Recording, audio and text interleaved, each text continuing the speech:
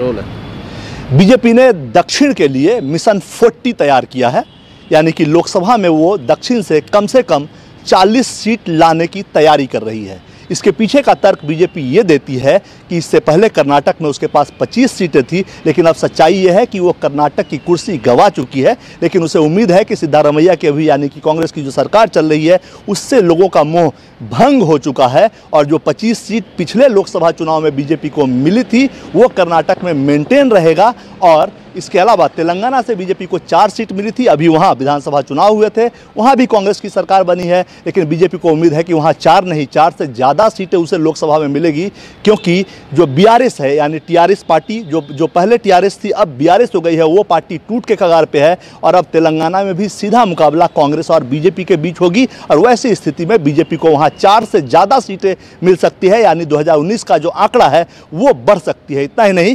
केरल में जहाँ बीजेपी का खाता भी लोकसभा चुनाव में नहीं खुलता है, उससे भी बीजेपी को उम्मीद है। बीजेपी वायनाड में राहुल गांधी के खिलाफ एक मजबूत कैंडिडेट उतारने की तैयारी कर रही है, और पार्टी को लगता है कि गृह मंत्री अमित शाह और जेपी नड्डा जब कर्नाटक के रन में उतरेंगे, केरल के रन में उतरेंगे, तो जाहिर तौर पे उसे फायदा होगा, केरल से भी उन्हें सीट मिलेगी। वहीं तमिलनाडु को लेकर भी बीजेपी इस बार आशान्वित है, क्योंकि उन्हें ऐसा लगता है कि डीएमके के बाद वहाँ सत्ता में जो डीएमके है उसके बाद वहाँ कोई अपोजिशन पार्टी मजबूत तरीके से नहीं है।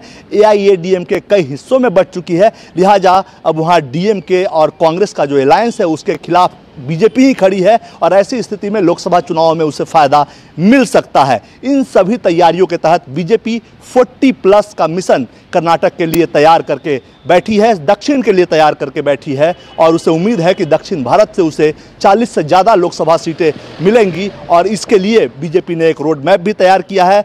प्रधानमंत्री नरेंद्र मोदी और गृह मंत्री अमित शाह लगातार अब से दक्षिण भारत के दौरे पे रहेंगे, और उनके दौरों के जरिए बीजेपी को वहाँ 40+ सीट मिलने की उम्मीद है। और इसी प्रयास में बीजेपी लगी है कि ये जो मिशन है वो सक्सेसफुल हो, ताकि केंद्रीय स्तर पर यानी ओवरऑल पूरे देश भर में उसका 350+ का जो सपना है वो पूरा हो सके। कैमरामैन नितिन के साथ कुमार गौरव, न्यूज़ 24 दिल्ली।